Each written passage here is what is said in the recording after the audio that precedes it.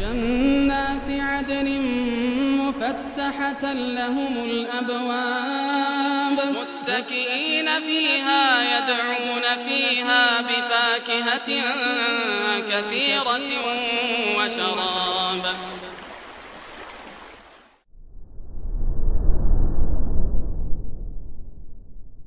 السلام عليكم ورحمة الله وبركاته. إن الحمد لله نحمده ونستعينه ونستغفره ونعوذ بالله من شرور أنفسنا وسيئات أعمالنا من يهده الله فلا مضل له ومن يضلل فلا هادي له أشهد أن لا إله إلا الله وحده لا شريك له وأشهد أن محمدا عبده ورسوله لا نبي بعده. يا أيها الذين آمنوا اتقوا الله حق تقاته ولا تموتن إلا وأنتم مسلمون. يا أيها الناس اتقوا ربكم الذي خلقكم من نفس واحدة وخلق منها زوجها وبث منهما رجالا كثيرا ونساء واتقوا الله الذي تساءلون به والأرحام إن الله كان عليكم رقيبا. يا أيها الذين آمنوا اتقوا الله وقولوا قولا سديدا يصلح لكم أعمالكم ويغفر لكم ذنوبكم ومن يطع الله ورسوله فقد فاز فوزا عظيما. فإن أصدق الحديث كتاب الله وخير الهدي هدي محمد صلى الله عليه وسلم وشر الأمور محدثاتها وكل محدثة بدعة وكل بدعة ضلالة وكل ضلالة في النار. Amma ba'd. Insyaallah kita lanjutkan kajian kitab Ad-Da' wa Dawa karya Ibnu Qayyim Al-Jauziyah rahimahullah taala. Masih di pembahasan efek dari maksiat atau efek negatif dari maksiat. Dan pasal yang kita bahas insyaallah di sini dengan subjudul atau dengan poin maksiat menyebabkan kesialan. Jadi maksiat menyebabkan kesialan dan juga kehinaan. Dikatakan oleh Ibnu Qayyim rahimahullah, wa minha anna ghairahu minan nasi wad dawabi ya'udu ala syu'mi dhunubih. Di antara dampak maksiat adalah selain pelaku maksiat juga terkena syu'mudz dzunub, yaitu kesialan dosa. Ya, merasa sial dan apes gara-gara dosa seseorang. Baik ini dari kalangan manusia maupun dari kalangan dawab, yaitu hewan ternak. Jadi maksiat itu memang bisa menimbulkan efek kesialan, nasib yang tidak baik, tidak mujur, tidak beruntung. Fayahtariqu huwa wa ghairuhu bi syu'mi dzunubi wa dzulm. Pelaku maksiat tadi dan yang berada di sekitarnya akan terbakar oleh kesialan dosa dan kezaliman. Punya teman dekat yang dia rajin maksiat, maka antum akan kena dampak negatifnya. Punya tetangga yang suka mengeraskan volume musiknya, itu juga membuat tetangga lainnya merasa sial dengan itu, yaitu tidak enak, tidak nyaman. Punya tetangga yang hobi ngetrek dan juga manasin motor knalpot racingnya, itu juga memberikan kekesalan pada tetangga.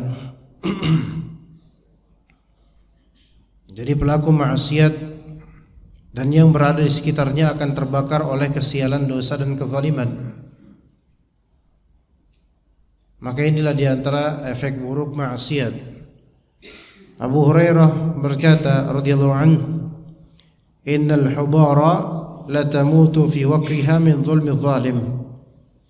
Sungguh burung hubara, itu burung yang panjang lehernya, bisa mati dalam sarangnya disebabkan kezaliman orang yang zalim. Ya. Binatang pun kadang merasakan efek dari maksiat, efek dari pelanggaran syariat oleh manusia.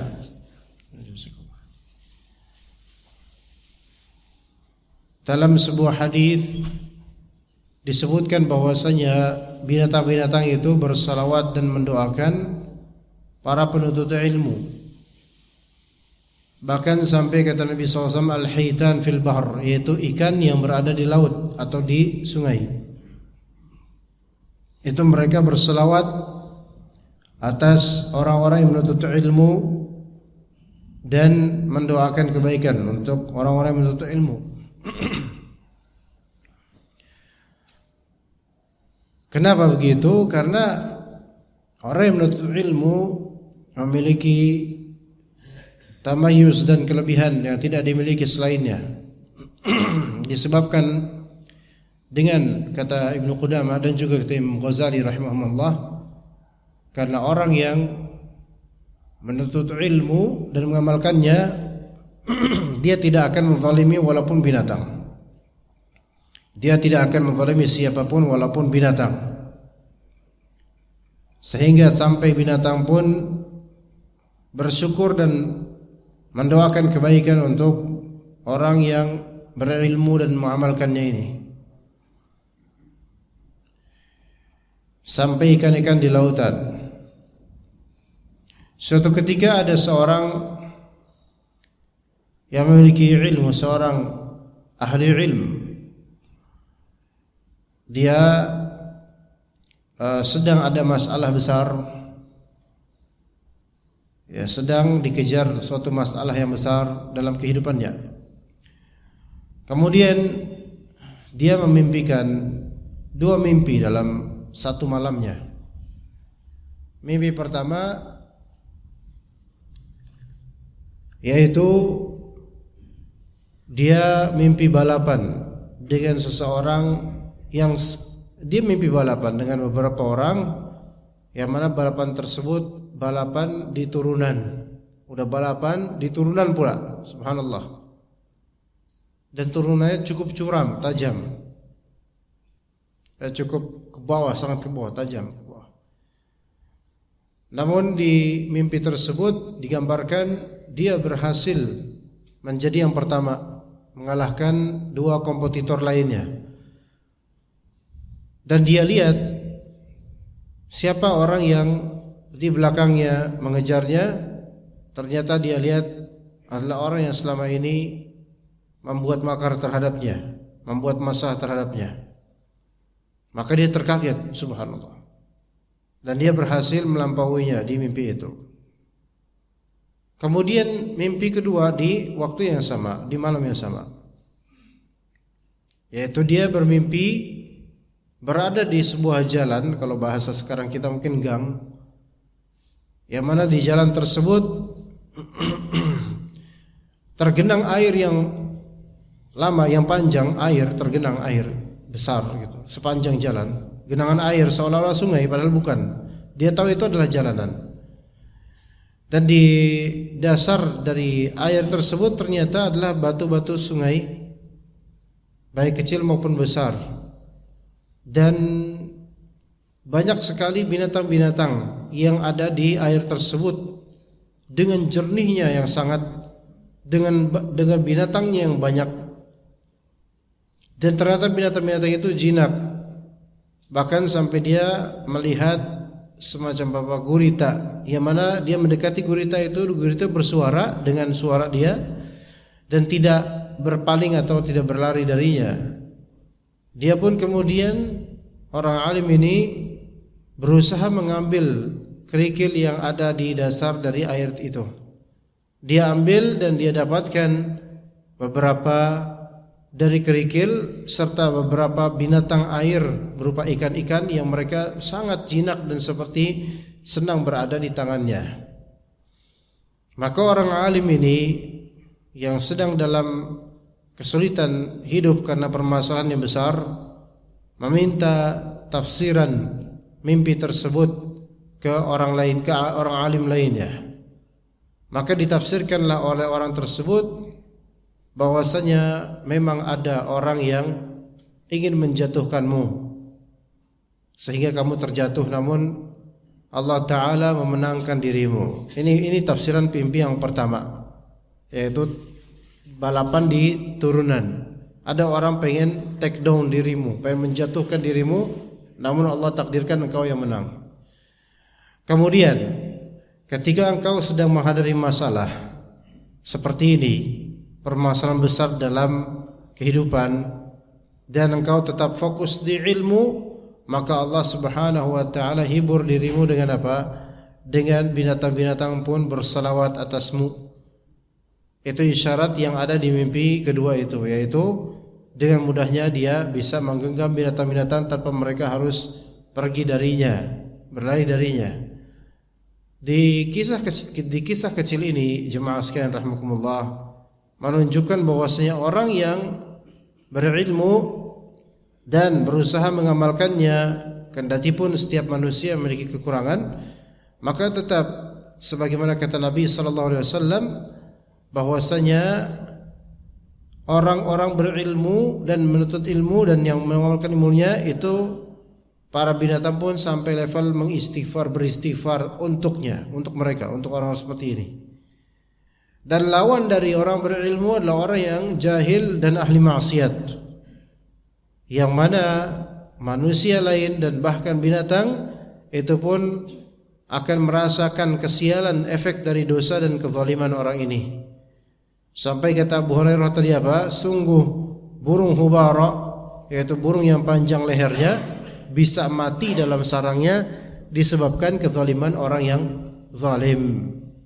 Berarti orang yang zalim bisa merugikan materi, bisa merugikan binatang sekalipun, ya. Karena ketidakada ilmuwan dan juga karena tidak mengamalkan ilmu. Bagaimana mau mengamalkan ilmu sementara dia tidak berpunya? Kemudian Mujahid rahimahullah ta'ala berkata, innal bahaima tal'anu usata bani adama idha ishtaddatis sanah wa amsakal matar. Ya, wa umsikal matar wa taqulu hadza bi syu'mi ma'siyati bani Adam. Ya. Ya, ini perkataan dari Mujahid rahimahullah, salah satu dari tabi'in. Beliau berkata maknanya sesungguhnya binatang ternak melaknat, innal bahaima tal'anu usata bani Adam. Binatang ternak, bahaim binatang ternak, melaknat ahli maksiat, melaknat para pelaku maksiat dari kalangan manusia. Ya, idza ishtaddatis sanah wa umsikal matar, jika terjadi kemarau yang sangat panjang, hujan itu tidak diturunkan, maka berkatalah binatang-binatang itu, hadza bi syu'mi ma'siyati bani Adam. Ini adalah disebabkan syu'm, keburukan, kesialan, dosanya manusia. Ya, jadi binatang pun juga menyalahkan manusia, atau semesta menyalahkan manusia karena maksiat mereka, tapi dengan bahasa yang Allah lebih tahu. Itu kata Mujahid rahimahullah ta'ala. Ya, jadi mungkin kita melihat binatang bisu atau tidak mampu berkomunikasi dengan kita, tidak memiliki bahasa yang bisa kita pahami, tetapi Allah Ta'ala paham akan apa yang ada pada mereka dari perasaan dan juga doa. Dan binatang-binatang pun bertasbih, kita tahu itu. Bahkan makhluk yang kita lihat jamid, mayit, mati, itu pun bertasbih. Kata Allah Azza wa Jalla, wa in min syai'in illa yusabbihu bihamdihi walakin la tafqahuna tasbihahum. Tidaklah ada sesuatu melainkan mesti bertasbih dan memuji Allah Ta'ala, tetapi kalian tidak mengerti bagaimana tasbih mereka. Dan Nabi SAW juga menyebutkan bahwa melarang kita untuk membunuh kodok, karena suaranya, kata Nabi SAW, adalah tasbih. Dan kemudian Ikrimah radhiyallahu anhu berkata,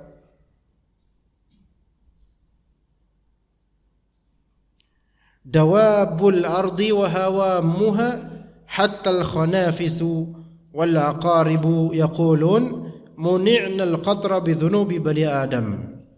Binatang-binatang melata dan hawam, serangga-serangga di bumi, hatta al-khanafis, sampai kumbang wal aqarib, kalajengking, yaqulun, mereka berkata, muni'na al-qatra bi dhunubi bani Adam. Kami terhalang dari hujan disebabkan dosa anak Adam. Binatang pun kayak gitu, karena dosa anak Adam. Dan di sini ada dawab dan hawam. Dawab itu binatang-binatang melata seperti binatang mamalia dan lainnya. Ya, reptil itu masuk dalam dawab karena melata dan sembunyi. Dan juga hawam, yaitu di sini serangga-serangga, hatta al-khanafis wal aqarib, sampai kumbang-kumbang atau semacam itu, ya, kupu-kupu dan semisal kumbang-kumbang serangga, wal aqarib, dan kalajengking. Yang benar aqrab ini termasuk binatang yang khabith, yang buruk, yang diperintahkan untuk dibunuh, ya, karena buruknya. Tetapi tetap di sini, ya Allah alam, ketika tidak pernah turun hujan, maka mereka pun mengatakan dengan maknanya muni'nal qatra bi dhunubi bani Adam. Ya, kita enggak dikasih hujan gara-gara dosanya anak Adam. Dan ini bukan tatayyur, maka memang dosa manusia itu memberikan efek, di antara kekeringan, pancaklik, yang telah lampau dari bulan-bulan. Ketika itu kita tidak mendapatkan hujan. Pagi ini alhamdulillah Allah kasih kita hujan. Berbulan-bulan ketika itu tidak hujan. Namun jarang yang muhasabah, kenapa tidak diberi hujan, ya. Dan masyarakat Bani Adam, kalaupun diturun hujan dan mereka adalah ahli maksiat, ahli al-kufur, maka boleh jadi turunnya hujan tersebut aslinya bukan dikhususkan untuk manusia, melainkan itu untuk memprovide para binatang. Manusia ini dianggap sebagai numpang aja, numpang memanfaatkan keutamaan dari Allah untuk binatang-binatang. Ya, kalajengking termasuk binatang khabith, dan termasuk binatang yang bisa dipakai oleh dukun untuk mengganggu manusia yang dia tuju. Dan hawam, serangga kecil, itu juga bisa menjadi binatang yang dipakai oleh dukun untuk mengganggu manusia. Entah dukun dari kalangan manusia atau oleh syaitan itu sendiri mengerahkan pasukan dari binatang-binatang yang tak tahu menahu, diperintahkan untuk ke lokasi tujuan yang dituju dari sihir. Itu bisa. Makanya Anda pernah menemukan seorang yang dia kena sihir dan tiba-tiba di kamar itu banyak sekali nyamuk. Di kamar lain tidak pernah ada. Dan bingung, ini bukan musim hujan, tapi nyamuk. Tapi ketika saya suruh dengan telepon, kamu bacakan ayat ini, baca Al-Quran, tiba-tiba nyamuk-nyamuk itu hilang. Udah gak ada lagi nyamuk.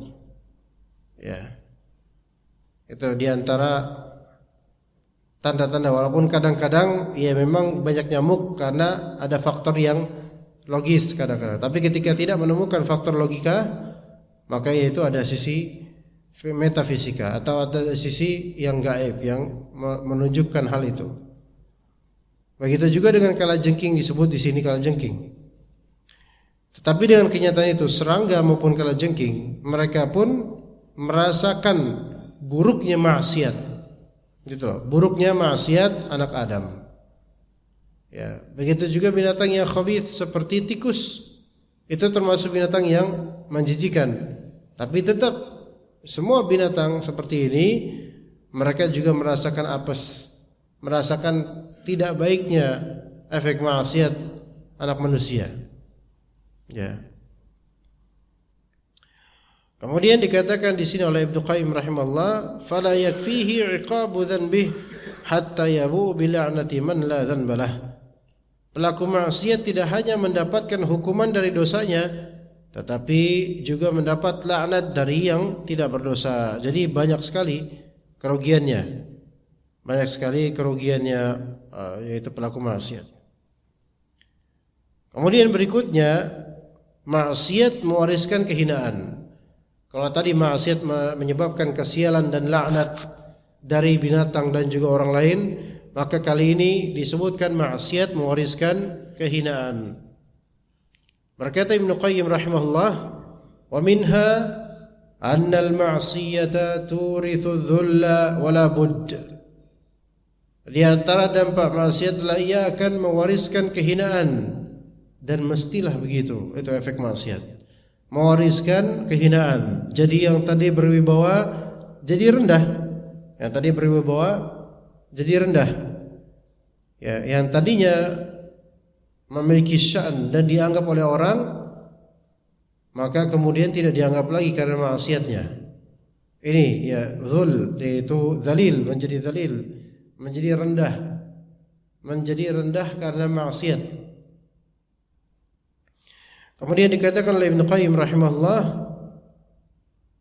fa innal 'izza kullal 'izzi fi ta'atillah ta'ala. Karena sebenar-benar izzah, sebenar-benar kemuliaan itu hanya terdapat dalam ketaatan kepada Allah. Sebenar-benar kewibawaan yang hakiki itu hanya terdapat dalam ketaatan kepada Allah Azza wa Jalla. Allah Subhanahu wa taala berfirman di surat Fatir, "Man kana yuridul 'izzata falillahil 'izzatu jami'a." Barang siapa yang menghendaki kemuliaan, keperkasaan, ketinggian derajat, maka ketahuilah kemuliaan itu semuanya milik Allah Azza wa Jalla. Ai falyatlubha bi ta'atillah fa innahu la yajiduha illa fi ta'atih. Yakni, kalau engkau menghendaki keperkasaan, kemuliaan, kewibawaan, maka carilah itu semua dengan cara apa? Mentaati Allah Azza wa Jalla. Maka mentaati Allah Azza wa Jalla itu bisa menyebabkan kemuliaan dan pandangan di mata manusia, karena Allah Ta'ala lah yang menggerakkan mereka untuk berhusnudzon dan memandang baik ke orang yang taat pada Allah Azza wa Jalla. Kemudian sebagian salaf berdoa, Allahumma a'izzani bi ta'atika wa la tudhillani bi ma'asiyatik. Allahumma a'izzani bi ta'atika wa la tudhillani bi ma'asiyatik. Ya Allah, muliakanlah saya, kuatkanlah saya, perkasakanlah saya, berikan saya kewibawaan melalui ketaatan padamu, untuk dengan cara mentaatimu, dan jangan hinakan saya dengan mendurhakaimu. Maka ketaatan manusia itu sesuai takdir Allah, sebagaimana kemaksiatan manusia itu juga telah ditakdirkan oleh Allah. Namun manusia memiliki opsi dan pilihan, mau bermaksiat atau tidak bermaksiat.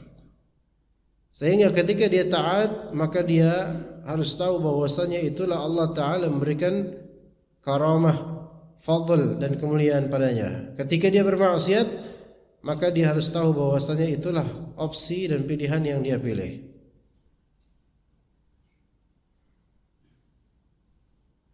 Kemudian dikatakan wa qala Al-Hasan Al-Basri berkata, innahum wa in taqtaqat bihimul bighal wa hamlajat bihimul baradhin in dhalla al-ma'siyatu la yufariqu qulubahum aballahu illa an yudhilla man 'asah. Meskipun hentakan kaki bighal mereka mengeluarkan suara gemerincing, yaitu bighal adalah keledai keturunan kuda, ya campuran suami istri, bukan suami istri, pasangan kuda mengkeledai, lahirlah bighal. Ya. Meskipun hentakan kaki-kaki bighal itu mengeluarkan suara gemerincing dan juga kuda-kuda mereka berlari kencang. Paham gak maksudnya di sini? Yaitu meskipun kemewahan yang mereka punya gitu loh. Ketika itu kan ya, ketika punya keledai turunan kuda, dan itu barang yang baik untuk kendaraan dan peliharaan. Dan kalau kakinya terhentak, bighal itu bisa gemerincing karena ada apa? Ada hiasan baik di lehernya atau di kakinya ada hiasan. Yang gemerincing itu menunjukkan kemewahan kendaraan ini. Dan kuda-kuda mereka berlari kencang, yaitu kuda yang berlari kencang itu berarti kuda yang mewah, yang bagus. Namun kehinaan maksiat tetap bersarang di kalbu mereka. Allah Ta'ala pasti menghinakan orang yang mendurhakainya. Nah ini, maka kalau misalnya seseorang membanggakan kemewahan kendaraannya atau pakaiannya misalnya, atau rumahnya, atau apapun kepemilikannya, sementara dia bermaksiat, ahli maksiat, maka segala kemewahan tersebut tidak dianggap oleh Allah Azza wa Jalla, dan justru kehinaan maksiat itu akan terus bersarang pada sahibul bait, orang yang memiliki rumah mewah ini, orang yang memiliki pakaian mewah ini, orang yang memiliki kendaraan mewah ini, orang yang memiliki, dan seterusnya kepemilikan. Dan betapa banyaknya orang yang memelihara materi yang mewah namun tidak memelihara keimanan yang megah, sehingga dia tidak memiliki haibah, tidak memiliki kewibawaan. Dan betapa banyaknya orang wibawa karena harta, dan yang menghormatinya adalah orang-orang oportunis yang mencari serpihan hartanya. Ya. Betapa banyaknya orang-orang yang berwibawa karena harta, dan yang menghormatinya hanyalah oportunis yang mengincar hartanya atau mencari manfaat dari kedekatannya terhadap hartanya. Ya. Dan betapa adanya orang yang miskin, enggak punya banyak hal, namun Allah Ta'ala berikan orang ini kewibawaan yang maksimal disebabkan ketaatannya kepada Allah dan pergaulan yang baik terhadap manusia, muasyarah yang baik terhadap manusia. Kita tahu ya, orang-orang yang kita kenal tidak kaya, namun orang-orang menghormati dia, lebih penghormatan mereka dibandingkan kepada orang-orang yang kaya. Sekarang kenapa banyak lagu-lagu yang menyindir aparat misalnya, pejabat, banyak meme ataupun kartunis, apa bahasanya, animator di zaman sekarang yang hampir setiap hari menyindir kebijakan-kebijakan atau menyindir orang-orang yang berada. Memang satu sisi mungkin mereka hasad ya sama orang yang berada, tapi sisi lain itulah efek dari zalimnya atau rajin maksiatnya orang-orang yang berada, sehingga tidak terwujud adanya penghormatan karena kewibawaan. Dan betapa banyaknya di zaman sekarang orang yang senyum dipaksakan di foto-foto, yang meskipun Anda memilih salah satu dari mereka, maka Anda tahu tidak tertambat di kalbu Anda penghormatan hakiki padanya. Enggak. Kalau Anda bilang saya menghormatinya Pak, sementara karena apa giginya putih kalau senyum, enggak, Anda tidak menghormatinya sebenarnya. Melainkan kalaupun terlihat Anda menghormatinya dengan merujuk padanya, itu karena ada sisi dunia yang Anda inginkan darinya. Semua orang terlihat tersenyum karena dipentas. Tetapi ketika mengetahui bahwasanya arti dari dunia ini begitu rendahnya dan bahwasanya tanggung jawab sebagai seorang yang memimpin itu dalam Islam sangat berat, maka nggak ada waktu buat senyum sebenarnya, nggak ada waktu buat senyum. Kalau misalnya kita melihat betapa beratnya di yaumul hisab, pertanggungjawaban akan segala kepemimpinan. Seandainya kita sebagai kepala keluarga merujuk kepada lembaran-lembaran kekeluargaan kita dari awal pernikahan sampai sekarang, dan kemudian kita menatap di akhirat akan ditanya setiap keputusan kita dalam berkeluarga menjadi kepala keluarga, maka mungkin tidak ada waktu lagi buat senyum atau ketawa apalagi. Tetapi Allah Ta'ala masih memberikan kita fadilah dan keutamaan dengan meluangkan kita untuk tersenyum, karena enggak semua hal ini harus dipikirkan setiap hari, setiap saat. Tetapi kalau kita betul-betul mau merenung, maka seolah-olah tidak ada waktu buat ketawa di dunia ini. Nanti di akhirat di surga baru bisa ketawa. Ketika Allah Subhanahu wa taala merealisasikan innal lil muttaqina mafaza, baru silakan sok ketawa. Silakan berbahagia di sana. Namun ternyata di dunia ini manusia saking banyaknya meremehkan pertanggungjawaban, meremehkan maksiat. Semua dianggap kecil seperti dzubab, lalat yang hinggap di hidungnya. Maka terlalu banyak waktu untuk tersenyum palsu dan tertawa gembira. Subhanallah. Ya. Maka jemaah sekalian rahimakumullah, kita kadang-kadang mengagumi orang-orang yang pertama tidak layak dikagumi, dan yang kedua sebenarnya kita itu enggak kagum-kagum amat sama orang itu. Cuma mungkin karena kepepet, karena kejepit ya terpaksa kagum. Kalau kita mau jujur lebih kesanubari lagi, wallah jemaah sekalian, tidak ada orang yang haus akan kekuasaan yang patut kita kagumi seorang pun, enggak ada. Karena haus akan kekuasaan itu sendiri itu adalah bentuk keterpedayaan, dan di balik itu banyak sekali bersarang penipuan demi penipuan. Rasulullah sallallahu alaihi wasallam tidak pernah merequest dan menginginkan jabatan kerasulan dan kepemimpinan, tapi Allah hibahkan padanya sebagai karamah pemulihan terhadapnya. Para sahabat dan salaf pun begitu. Mereka malah berlari dari kepemimpinan, namun kalau Allah Subhanahu wa taala mentakdirkan tertunjukkan, ya khalas. Maka mengapa ketika di putaran lawas memuji dan memuja, di putaran berikutnya kita justru menghinakannya? Karena apa?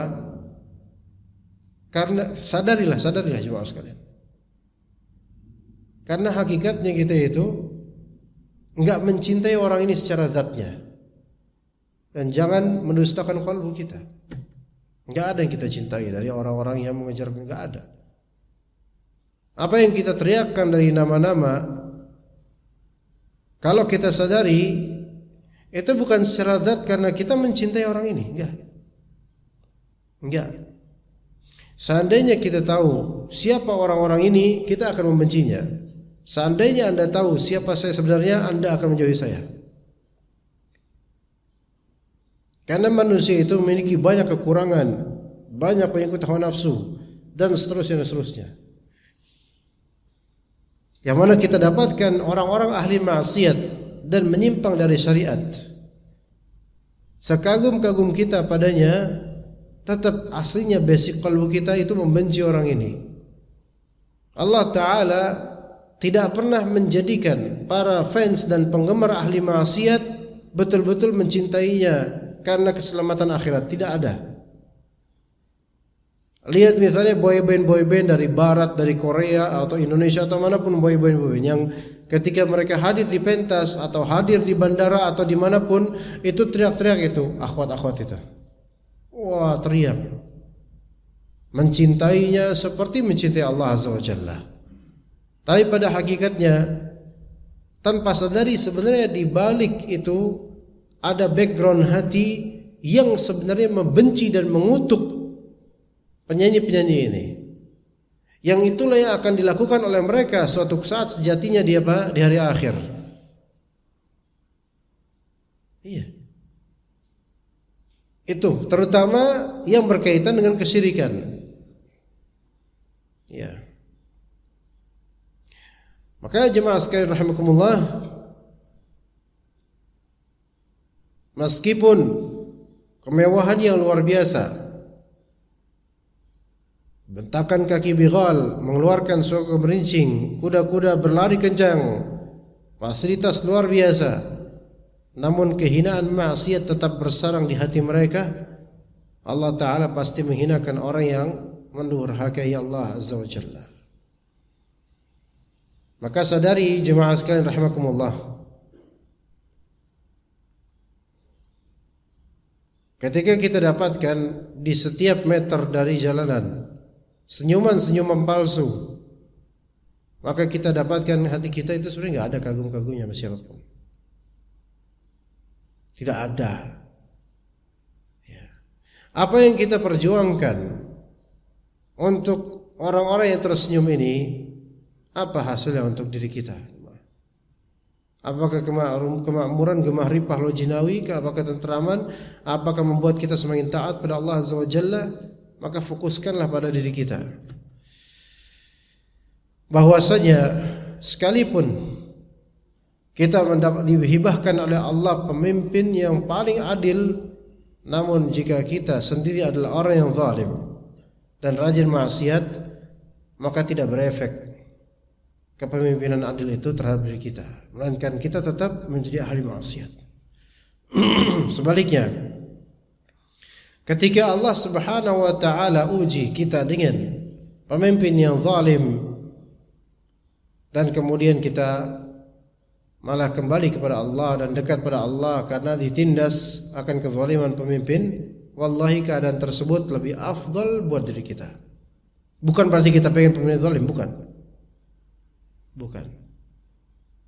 Tapi yang paling priority untuk maslahat akhirat kita, diri kita dulu coba, dan keluarga kita. Ya.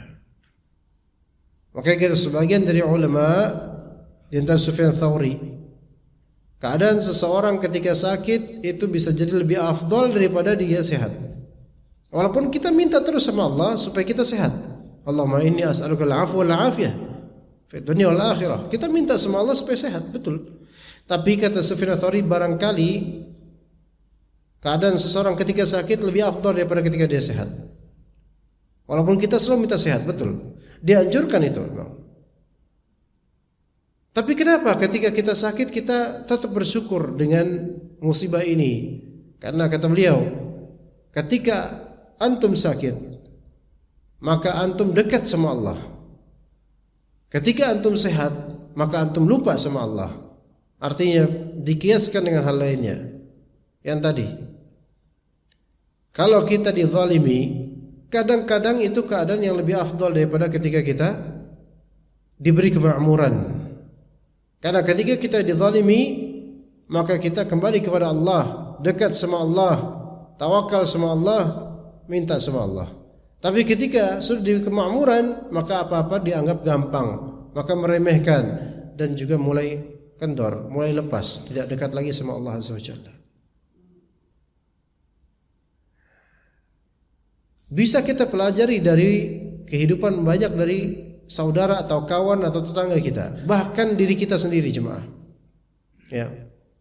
Bahwasanya masa-masa sulit itu justru masa-masa terbaik, dan masa-masa lapang itu justru masa-masa paling sulit. Dari segi zikir dan kedekatan pada Allah Azza wa Jalla. Saya mengenal seseorang yang dia dizalimi, seorang marbot misalnya. Dia dizalimi, saya mengenal persis. Dia dizalimi oleh beberapa dari warga dan bapak-bapak difitnah, dijelek-jelekan, dikebiri keuangannya, dan diberi tugas di masjid, tugas yang tidak dia dapat fee yang sepadan dengannya. Juga pembicaraan negatif ini itu dari beberapa orang yang anti terhadap dirinya tapi tetap memperbudaknya. Sampai marbot yang miskin ini sering berdoa minta sama Allah, dan ana pribadi sering mendapatkan dia ngaji di masjid dari maghrib sampai isya, dari subuh sampai syuruk. Satu-satunya orang yang seperti itu di lingkungan itu. Enggak ada bapak-bapak yang sesoleh dia dari segi zahir.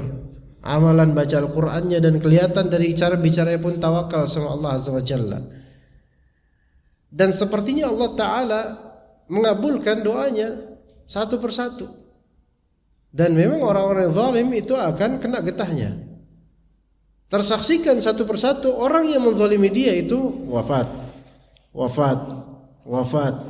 patah tangan, ada yang kecelakaan. Itu semua yang dulu ngezalimin dia, padahal dia udah setia di masjid, udah baik di masjid, itu semuanya itu sekarang bermasalah semua. Ada yang matinya juga mati nggak baik katanya, dan seterusnya.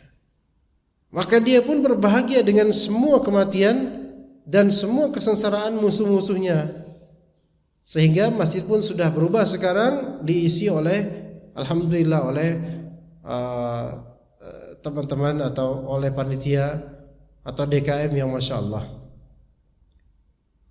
Namun qadarlah yang Anda dapatkan sekarang adalah kesedihan. Kesedihan di mana? Bukan ke masjidnya sedihnya Anda, tapi kok ke marbot ini sedihnya.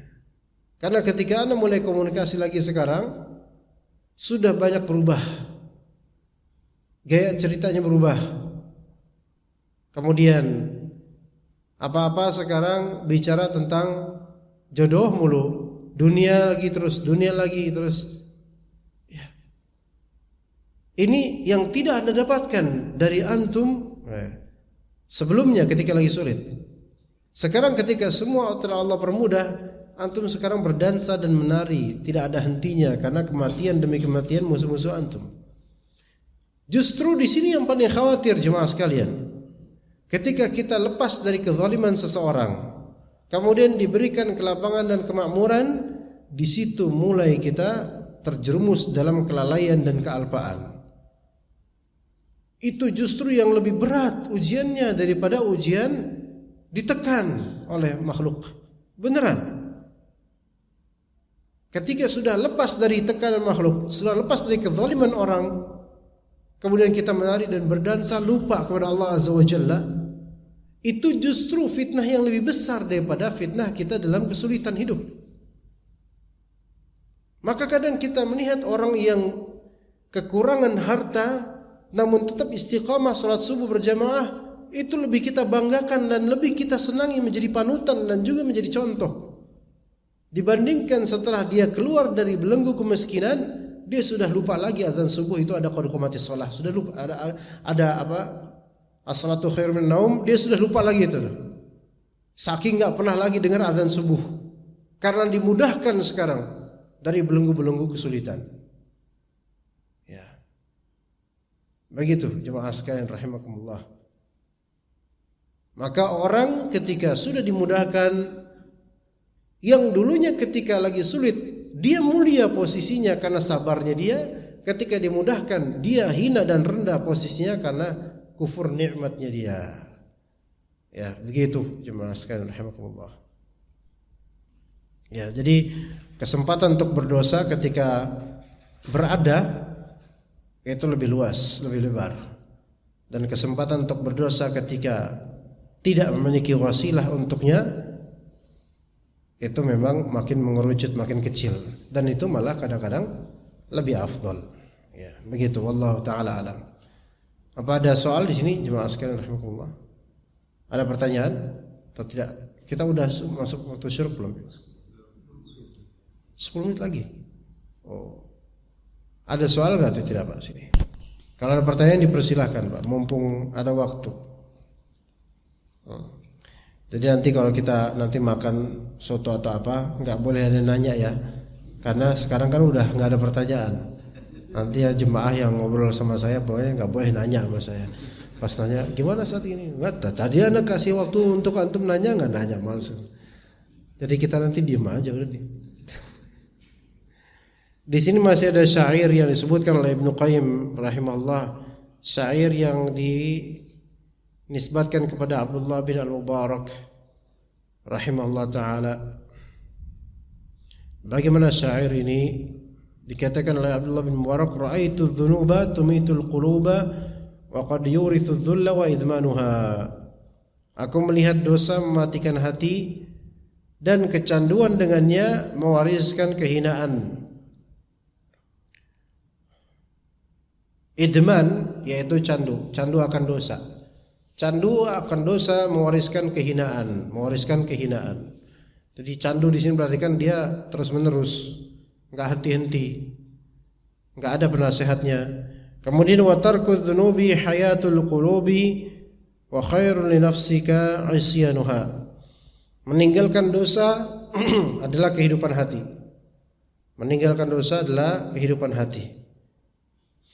Makanya sensitivitas hati terhadap suatu kebaikan dan antipatinya terhadap kemaksiatan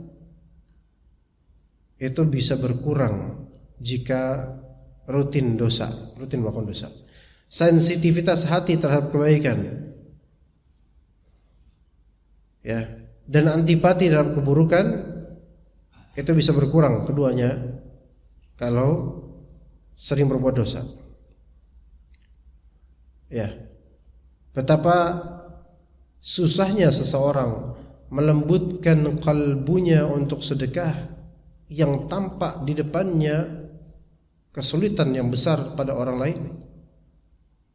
Itu enggak bergemik, kalbu enggak berdetak untuk sedekah atau enggak berpikir untuk sedekah karena dosa. Bisa. Dan boleh jadi kelembutan kalbu seseorang semakin tajam dan lembut karena menghindari dosa. Karena kekerasan dan kelembutan kalbu itu tergantung nisbat amal saleh atau dosa. Maka lebih baik bagimu mendurhakai kemaksiatan. Barang siapa mendurhakai kemaksiatan, maka dia mentaati Allah dan Rasulnya. Barang siapa mentaati kemaksiatan, maka dia mendurhakai Allah dan Rasulnya. Kemudian wa hal afsadad dina illa al-muluku wa ahbaru su'in wa ruhbanuha. Bukankah yang merusak agama itu ada 3 orang? 1, al-muluk, para raja. 2, wa ahbaru su', para ulama yang buruk. 3, wa ruhbanuha, serta para pendetanya.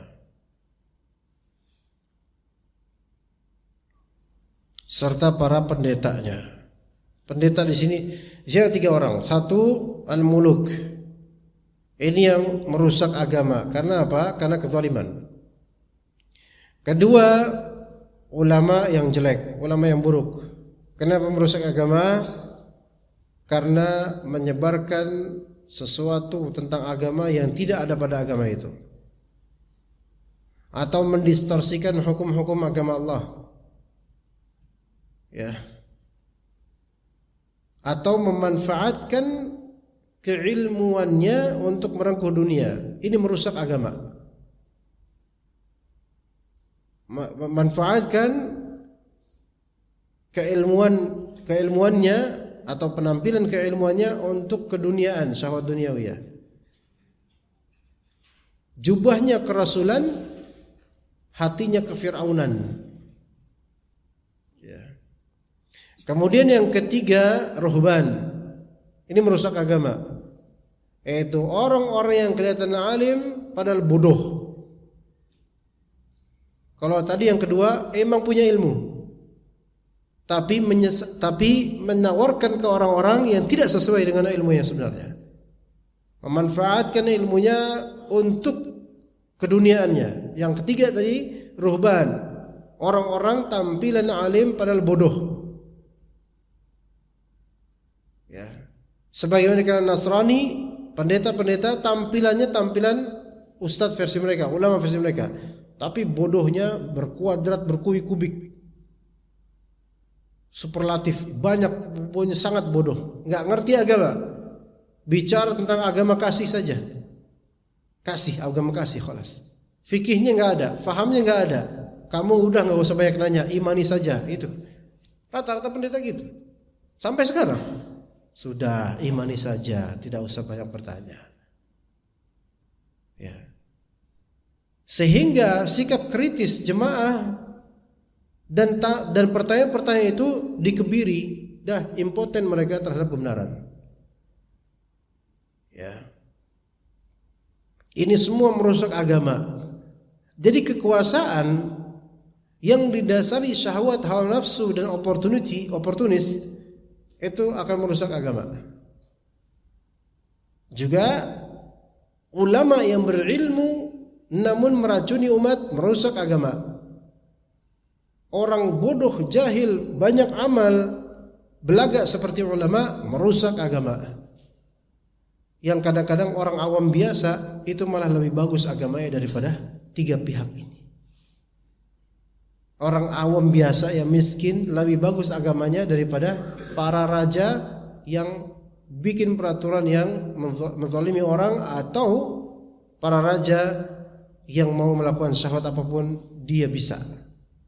Kadang orang awam yang miskin yang biasa-biasa saja lebih afdol agamanya daripada ulama atau ustadz yang punya ilmu namun hatinya Fir'aun dunia. Kadang orang-orang awam biasa itu yang biasa-biasa saja lebih afdol daripada orang yang banyak kegiatan amalannya tapi bid'ah semua dan belaga seperti orang berilmu padahal enggak berpunya. Ya. Maka jadi orang awam biasa malah lebih afdol daripada yang tiga itu. Namun yang paling afdol adalah ketika Allah Ta'ala hibahkan dan karuniakan pada seseorang, Allah hibahkan dan karuniakan pada seseorang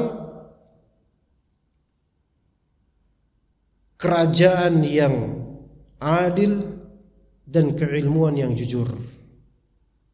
Maka inilah para nabi, ya, inilah Nabi Sulaiman, inilah Nabi Muhammad SAW, dan inilah nabi-nabi lainnya, dan inilah para khalifah Rasyidin, ya, yaitu authority yang adil dan keilmuan yang jujur serta amaliyah yang benar. Itu bisa menjamak ketiga itu, maka khalas. Ini yang disebutkan dalam hadis, sab'atun yudhilluhumullahu fi dhillihi yauma la dhilla illa dhilluh. 7 golongan yang nanti akan diberikan naungan oleh Allah Ta'ala, hanya naungan dari Allah yang ada ketika itu. Yang paling awal Rasulullah sebutkan apa? Imamun adil. Imam yang adil. Imam yang adil yang Allah Ta'ala, yang Rasul sebutkan. Paling awal, kenapa paling awal? Karena itu paling berat. Jadi imam yang adil paling berat untuk menjaga amalnya, menjaga peraturannya, menjaga keadilan, paling berat, Masya Allah. Ya, makanya di nomor pertamakan. Adapun jika tidak terjadi keadilan dan kemaksiatan, malah justru kemaksiatan, maka kalbu manusia akan membencinya, ya begitu, dan tidak akan mendapatkan kewibawaan yang hakiki. Taib, mungkin kita cukup sampai sini insyaallah. Semoga sudah masuk waktu syuruk, walaupun ternyata ini baru jam 3 kurang 20. Ya. Ya. Gitu, Masya Allah. Mungkin bulan depan kalau saya kajian di sini lagi mungkin masih jam 2:30 kayaknya. Ya. Kita cukup sampai sini insyaallah. Barakallahu fikum jami'an wa sallallahu ala nabiyyina Muhammad wa ala alihi wa sahbihi ajma'in. Subhanakallahumma bihamdika asyhadu an la ilaha illa anta astaghfiruka wa atubu ilaik. Assalamualaikum warahmatullahi wabarakatuh.